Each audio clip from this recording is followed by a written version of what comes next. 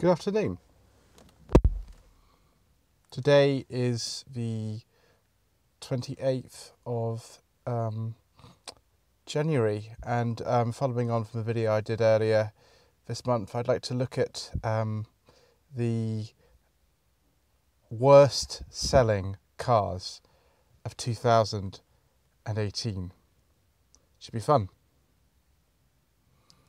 So, Autocar have published a very helpful list over the weekend of the 25 worst selling cars from last year, and there are a couple of surprises on here, but mostly it's very much as you'd expect.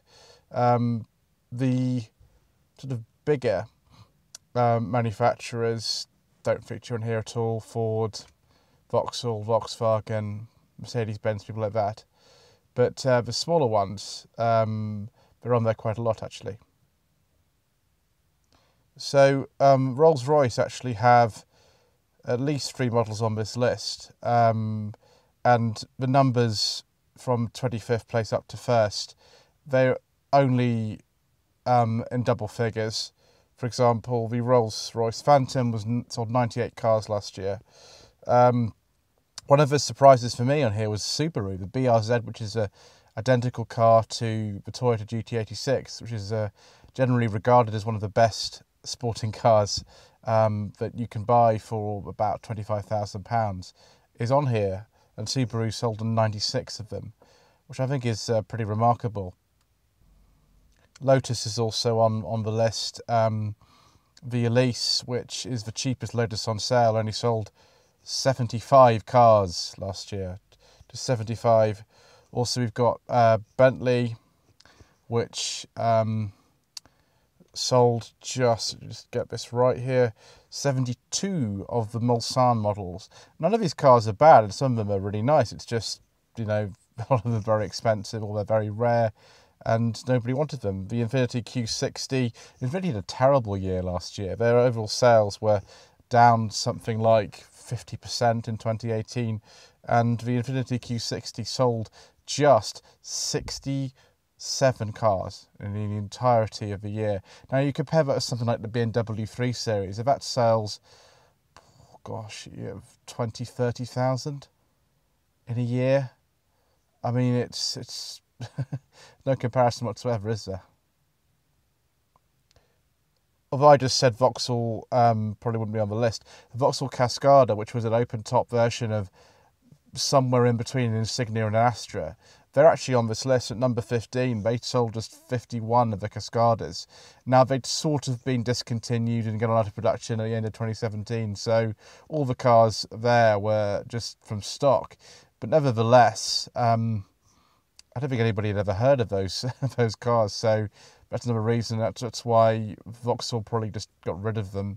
They were bought in 2017, as many people know, by the PSA group, which includes Peugeot, Citroën, DS, and they probably didn't want something like that just remaining in their range, for it only used to sell about 50 cars a year. One of the cars I've seen recently, which actually figures on this list, is the Toyota Mirai, which is a hydrogen fuel cell vehicle. There's only about, I think, 30 or 50 filling stations for hydrogen in the country, and one of them is in sort of southwest London, and they actually use Toyota Mirais as undercover police cars in London. There's not very many of them, and they only sold 36 in the country. But it's interesting to see that this car, which costs, I think, about £70,000, is being used for such a purpose. One of the cars that my parents had when I was growing up was a VW Jetta, and the Jetta went off sale last year, and they sold 31 of them in the entire year. So it's a bit nostalgic for me, but I don't think I'll be buying one nevertheless. In amongst low-volume sports cars like McLarens and the Alfa Romeo 4C, Chevrolet, who pulled out of Europe in 2015, are actually still selling the Camaro and the Corvette. It's just they only appear in 2 dealerships, and they sold, if I get this right, 23 Camaros and 18 Corvettes, so not exactly big sellers then. In the bottom 6 cars, there's two particular ones that I've actually seen reviewed by people who don't specialise in these high-end sports cars that you expect to see here.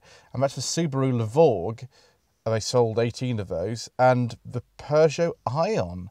The Peugeot Ion is a rebadged version of the Mitsubishi i-MiEV, which was one of the first electric cars to be sold in this country, in this kind of new wave of electric cars that started around 2009, 2010.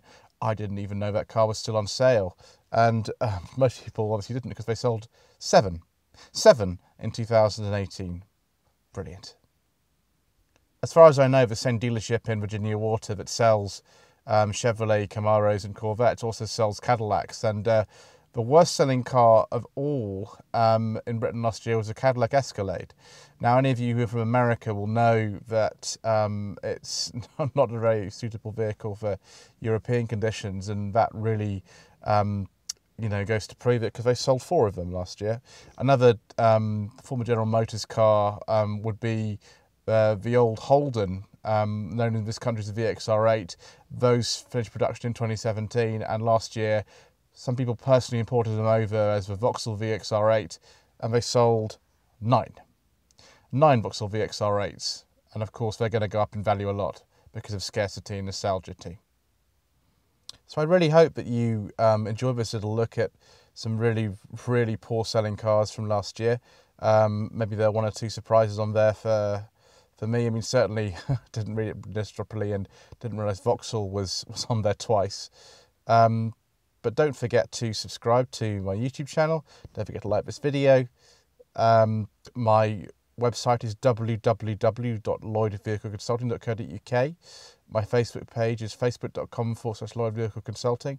And if you wish for me to source a vehicle for you, it doesn't have to be one of them that's on this list, but I'm very happy to do so as well. Please just get in touch. Thank you very much indeed for watching.